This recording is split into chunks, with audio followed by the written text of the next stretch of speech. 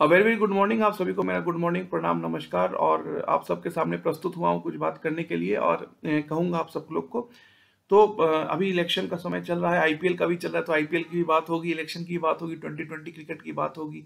ठीक है, ऐसा है तो मैं कुछ कर नहीं सकता। तो लेकिन ये तो हो गई आपकी कहानी। लेकिन अब बातें तो मैं आपको समय लेके बहुत बड़ी लंबी लंबी बातें करके टाइम कर सकता, लेकिन मैं सीधा पॉइंट पे आता हूँ। सीधा इतना आपको भूमिका बना के और समय आपका व्यर्थ नहीं करूंगा। ठीक है, तो जो प्रियेश होके मैं कहना चाहता हूँ, ठीक है, तो मैं उस दिन बात कर रहा था, आज अभी उस दिन मैं पहले दिन तो मैंने डेमोक्रेसी की बात की, भारत में मोदी जी आज प्रधानमंत्री क्या, उसके बाद संजीव सान्याल जी का उस बात की, यूपीएससी की बात की। तो मैं, क्योंकि आप जानते हैं लोग, जैसे कि मैं अभी भी कह रहा था कि अभी इलेक्शन चल रहे हैं, आईपीएल चल रहा है, तो लोग कहीं ना कहीं बहुत ज्यादा क्रिकेट में और भारत के चुनाव में उलझे हुए हैं। मतलब उनकी एक वो सोच रहे हैं उस बारे में, और ये होना भी चाहिए। देश में ऐसा हो रहा है तो मैं भी सोचूंगा, जो मेरे बगल वाला रहेगा वो भी सोचेगा, जो मेरे छत पे रहेगा वो भी। एक ऐसा एक वातावरण है भारत में। ठीक है, ये मैं कहना चाहता हूँ। लेकिन मैं जो अभी बात कहने की कोशिश कर रहा हूँ और जो कहना चाहता हूँ, तो मैं आपका समय नहीं लूंगा। और ज़्यादा समय लूंगा तो आप लोग को बहुत ही, my speech will be concrete to the point and very simplistic और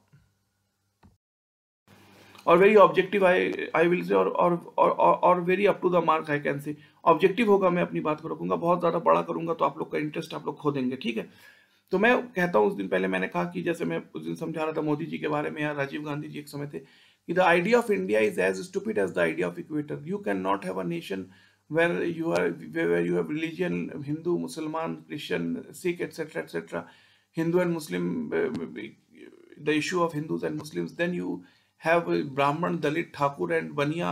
These are four castes. Then after that you have Punjabi, Tamil, Marathi, Assami, Bengali, Manipur, or etc. So the India will never be a nation until there is caste and religion. ये British का कहना था, मैं आपको coat कर दूं। John डिस्ले ने कहा था, there will be no India until there is caste। ठीक है, तो उसने फिर कहा कि रिलीजन की बात की, हिंदू जब ब्रिटिश थे, जब उसने कहा the idea of India as stupid as the idea of equator. फिर कब हिंदूज एंड मुस्लिम्स, जब years 800 year of fight, Jinnah साहब ने भी इस चीज़ को, जब कांग्रेस से इनका डिबेट होता था पार्टीशन होना चाहिए कि नहीं, जिन्ना साहब ने भी, जब उनका डिस्कस, जिन्ना बहुत बड़े वकील थे, जिन्ना साहब वकील थे, नेहरू जी बहुत बड़े वकील थे, तो इन लोग का जब डिबेट होता था, इस बात को जिन्ना साहब कहते थे कि we are two different nations, हम दोनों अलग अलग मुल्क हैं। ठीक है, जिन्ना साहब कहते थे ये बात, मैं भी आप सबसे कहना चाहता हूँ। ठीक है, तो ये एक हिस्टोरिकल पर्सपेक्टिव है। फिर भारत पाकिस्तान बना, वो तो कहानी मैं कई बार सुना चुका हूँ। आज पे आते, तो आज की बात, पहले आप संजीव सान्याल जी की मैं बात पे कह रहा था, उन्होंने यूपीएससी का उस दिन बात करा था। देखिए, मैं बहुत बड़ा लेक्चर आपको आधे घंटे का, 1 घंटे का सुना सकता हूँ, मैं पॉइंट पे आता हूँ सीधे सीधे। अब वो कह रहे थे एक चीज कि यूपीएससी की बात, संजीव जी कह रहे थे कि यूपीएससी का जो जो है, तो मैं, देखिए, मेरा इस पे आंसर ये है कि मेरा कंक्लूजन ये है कि देखिए, यूपीएससी, जो कह रहे थे कि यूपीएससी इतना टफ एग्जाम है, 1000 लोग सिलेक्ट होते हैं, 10-12 लाख लोग होते हैं, तो 6-7 साल इस पे देना, फिर 6-7 साल बाद अगर आप क्वालिफाई नहीं कर पाते हो, फिर दूसरे जॉब में आप जब जाते हो, तो पहली बात आपके मन में इतनी डिफीटेड मेंटेलिटी कि हम हार चुके हैं रहती है। और दूसरी बात, जो जो फ्रेशनेस लोग कहते हैं ऐसा, और जो न्यू कमर का एक फ्रेशनेस होता है, जो टेक्निकल आपका बैकग्राउंड है, तो कोई इंजीनियरिंग छोड़ के, इंजीनियर कोई यूपीएससी में जाना चाहता है, तो जो आपका टेक्निकल कनेक्टिविटी है अपने टेक्निकल सब्जेक्ट से, वो यूपीएससी के 5-6 साल के कारण थोड़ा दूर हो जाता है। ये उन्होंने कहा, मैं समझा। लेकिन मैं आपसे कहता हूँ, देखिए, यूपीएससी या आईएएस पीसीएस जिसे कहते हैं, स्टेट सिविल सर्विस, या आर्मी, ये जो जॉब है, मैं इनको थोड़ा पैशन मान लेता हूँ। कोई देशभक्ति के लिए आईएएस बनना चाहता है, लेकिन जो फंडामेंटल प्रॉब्लम है, जो संजीव सान्याल जी की बात को मैंने सुना, और मैंने जो सोचा, वो यूपीएससी या आईएएस पीसीएस नहीं है, वो जो है mainly concept of government service. और इसका कॉन्सेप्ट फिर इसलिए आता है कि भारत को उस समय 1970s में हिंदू ग्रोथ रेट कहते थे, या 60s में, जब 2% हमारा ग्रोथ रेट था। आज हमारा ग्रोथ रेट 7.5% है। तो हंस के कहते हैं हिंदुत्वा ग्रोथ रेट, क्योंकि मोदी जी को हिंदुत्ववादी लीडर कहते हैं। तो हिंदू ग्रोथ रेट 2% का था, और मोदी जी के समय हिंदुत्वा ग्रोथ रेट इन लोग 7.5% का कहते हैं। ठीक है, ये कहना है। लेकिन मैं थोड़ी दूसरी चीज पे आता हूँ, जो अभी हंसी मजाक, जो मेन पॉइंट पे, तो ये जो वो कह रहे हैं गवर्नमेंट सर्विस, मैं जो कह रहा हूँ कि आईएएस पीसीएस या आर्मी नहीं, मेन जो गवर्नमेंट सर्विस सिंड्रोम है, वो बहुत ज़्यादा जो है एक भारत के लिए। क्योंकि जैसे मैं कह रहा था कि एक बार आपकी गवर्नमेंट नौकरी लग गई, तो आप इनएफिशिएंट भी हो, तो आपको कोई नौकरी से निकाल नहीं सकता। गवर्नमेंट नौकरी निकालने के लिए सिर्फ कोर्ट के थ्रू होता है, कोर्ट में 4 करोड़ केस पड़े, तो गवर्नमेंट नौकरी एक बार आपको लग गई तो कोई निकाल नहीं सकता आपको। ये जो एक चीज़ है, ठीक है। लेकिन ये तो चलिए एक चीज़ है जो कि गवर्नमेंट सर्विस को प्रेफर करते हैं, लेकिन सबसे बड़ा, इससे भी बड़ा एक कारण है जिसके लिए गवर्नमेंट सर्विस इतने पॉपुलर है, और आईटी से, और जो corporate sector IT plus corporate sector की मैं बात करूँ, वो इतना ज़्यादा वो हो। अब देखिए, जैसे मैं कह रहा हूँ, जो ब्रिटिश इंडिया से इसकी शुरुआत होती है, जैसा आपका है, क्या नाम है आपका जैसे मैड्रास रेजिमेंट है, मराठा रेजिमेंट है आपका जो है, फिर गोरखा रेजिमेंट है, फिर आपका सिख रेजिमेंट है, आपका बंगाली रेजिमेंट भी था 1919 में, आपका Bihar regiment, Bengal regiment first world war में था, असम राइफल्स है, या इंडो टिबेटियन बॉर्डर पुलिस, ऐसे ब्रिटिशर्स ने ब्रिटिश इंडियन आर्मी बनाई, ठीक है, ब्रिटिशर्स ने। उसी के दौरान 1857 के बाद बना इंडियन सिविल सर्विस एक्ट बना, फिर इंडियन पुलिस एक्ट उसी में बना, ठीक है। तो मैं बहुत जल्दी में, इसलिए मैं बहुत संक्षिप्त में अपनी बात कहूँगा। तो आर्मी को, इंडिया की जो पूरी आर्मी है, जल थल वायु, मतलब क्या कहते हैं उसे, एयरफोर्स, एयरफोर्स, और आपकी जो आर्मी है एयरफोर्स, और आपके जो एडमिरल वो होते हैं, क्या कहते हैं, जो वाइस एडमिरल होते हैं, नेवी, आर्मी एंड एयरफोर्स, इन तीनों को मिला के इंडियन डिफेंस फोर्सेस कहते हैं, नेवी, आर्मी एंड एयरफोर्स, ठीक है। तो ये जो इसको डिफेंस फोर्स कहते हैं। फिर आपके जो paramilitary forces, rapid action force हुआ, ये इस टाइप का। फिर आपका बीएसएफ, सीआरपीएफ, तो इसको अर्ध सैनिक बल कहते हैं। एक तो होती है फुल मिलिट्री, एक होते हैं पैरामिलिट्री, हाँ इसको सेमी मिलिट्री आप कह सकते हैं। तीसरा होता है पुलिस फोर्स, इसको ब्रिटिश टाइम में पुलिस फोर्स कहते थे।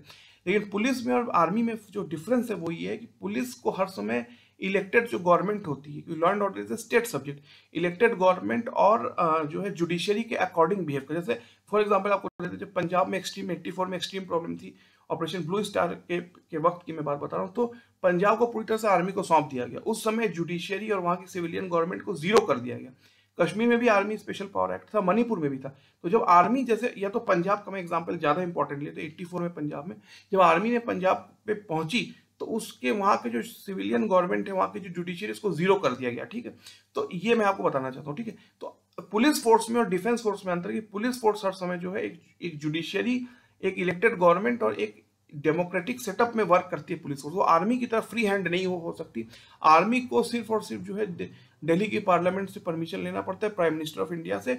और पाकिस्तान में अगर देखो तो आर्मी प्राइम मिनिस्टर को ही फांसी दे देती है, जैसे जुल्फिकार भुट्टो को फांसी दे दिया था, ठीक है। तो ये आर्मी का वर्चस्व था पाकिस्तान में। इंडिया में कभी भी आर्मी ने इलेक्टेड गवर्नमेंट को ओवरथ्रो या उसको उठा के फेंक नहीं दिया, ऐसा इंडिया में देखने को नहीं मिला, ठीक है। ये मैं आपसे कहना चाहता हूँ, ठीक है। लेकिन जो मैं कहना चाहता हूँ, वो कह रहे थे संजीव सान्याल जी की कॉर्पोरेट सेक्टर आईटी स्टार्टअप। तो देखिए स्टार्टअप, जैसे इंडिया की इकोनॉमी अब 7.5% की ग्रोथ रेट से बढ़ रही है, ठीक है। अब संजीव सान्याल जी स्टार्टअप की बात कर रहे हैं, ठीक है। अब ठीक है स्टार्टअप, और हम मानते हैं फ्लिपकार्ट बहुत अच्छा एग्जाम्पल है। फ्लिपकार्ट का एग्जाम्पल आप ले लीजिए, ठीक है।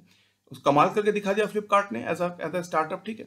लेकिन दिक्कत ये है कि जब गवर्नमेंट सर्विस की हमारे मन में इमेजिनेशन आती है, माइंड सेट आता है, तो ऐसा क्यों है कि भारतीय समाज, जैसे अगर आप वोट करा लीजिए, मोदी जी को जो 31% वोट मिला पहली बार, 19 में 37% वोट मिला, तो भारत की अगर जनता को हम देखें, भारत की पब्लिक को, तो मेजोरिटी ऑफ पब्लिक क्यों भी आज भी गवर्नमेंट सर्विस की बात करती है।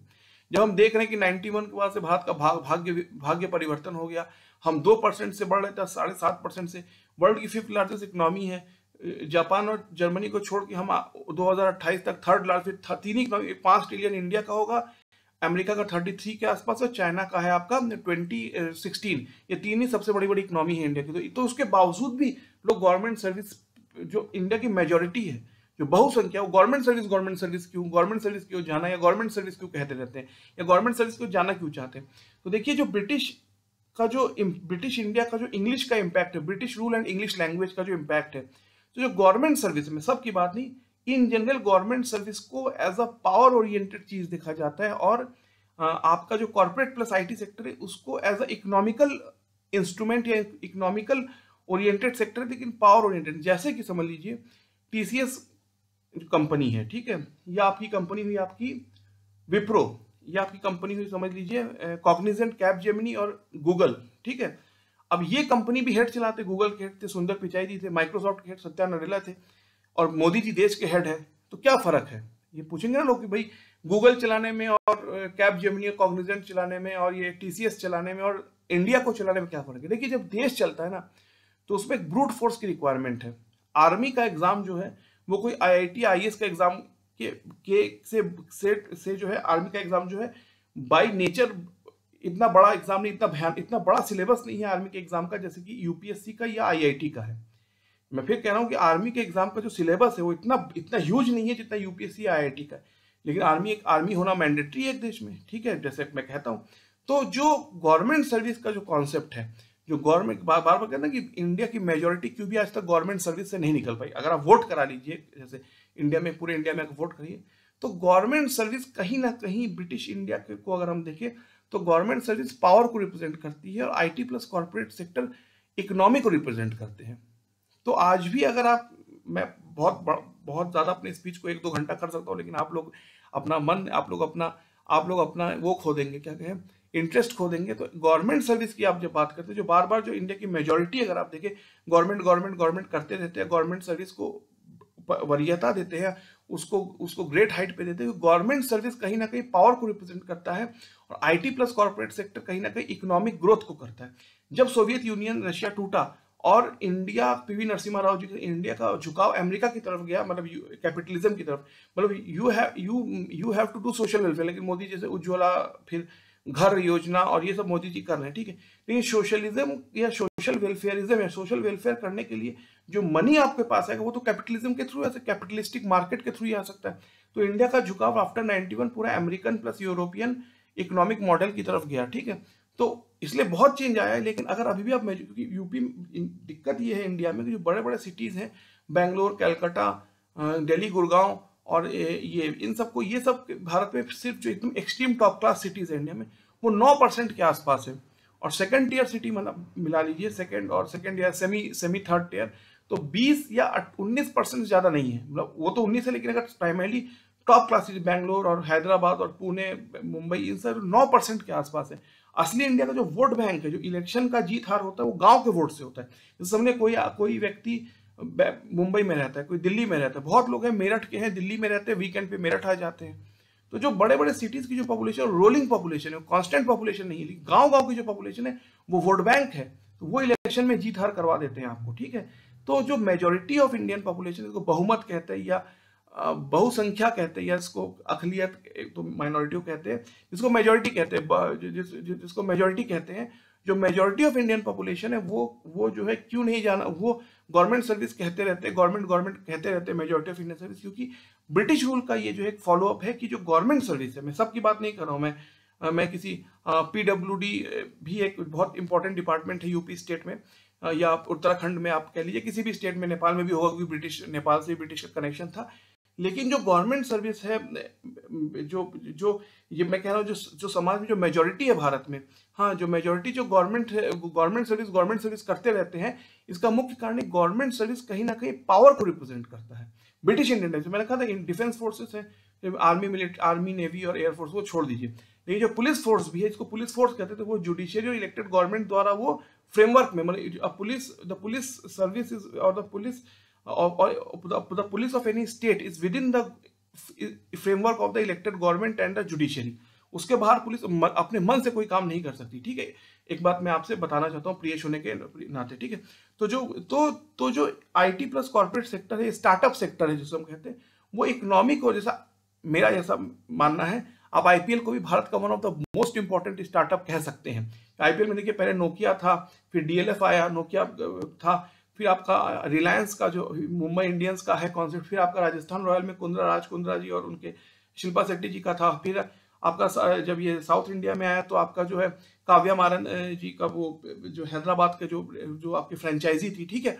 तो ये जो है, या आपका जाइए वो आपका जो है क्या नाम था, दिल्ली डेविल्स में अक्षय कुमार जी को बहुत बड़ा रोल दिया गया, वो तो एक्टर थे, उसके साथ साथ सारे कॉर्पोरेट सेक्टर है। तो मेरा जो मानना है कि आईपीएल जो इंडियन प्रीमियर लीग एक बहुत बड़ा स्टार्टअप था भारत का, मैं मानता हूँ, ठीक है, जैसे इंडिया, जैसे क्रिकेट को कहाँ से कहाँ तक पहुंचा दिया। लेकिन अब मैं दूसरे पॉइंट पे आता हूँ, लेकिन अगर आप, जैसे मैंने फिर कहा कि अगर आप वोट करा लीजिए लोगों में, एक आप इलेक्शन करा लीजिए, तो जो मेजोरिटी ऑफ पीपल, जो कि मेजोरिटी है जो है, वो गवर्नमेंट सर्विस क्यों करते रहते हैं, तो उसका कारण है, और जो संजीव सान्याल जी को भी मैं आंसर देना चाहता हूँ कि आपका जो माइंडसेट है वो ब्रिटिश इंडिया से जो आया आपके पास आज 1947 के बाद से, पोस्ट कॉलोनियल इंडिया जिसे कहते हैं, उसमें जो गवर्नमेंट सर्विस है उसको कहीं ना कहीं पावर्स के ओरिएंटेशन से, पावर से जोड़ के देखा जाता है।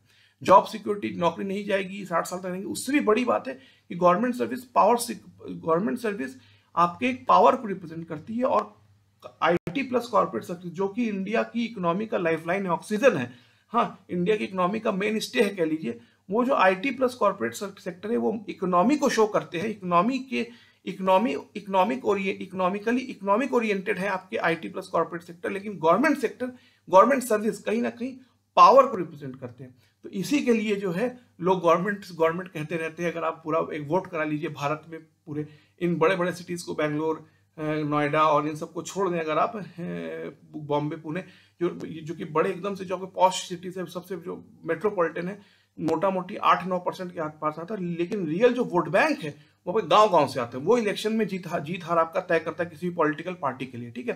तो जो गवर्नमेंट सर्विस है वो कहीं ना कहीं ब्रिटिश इंडिया के कारण, ब्रिटिश इंडिया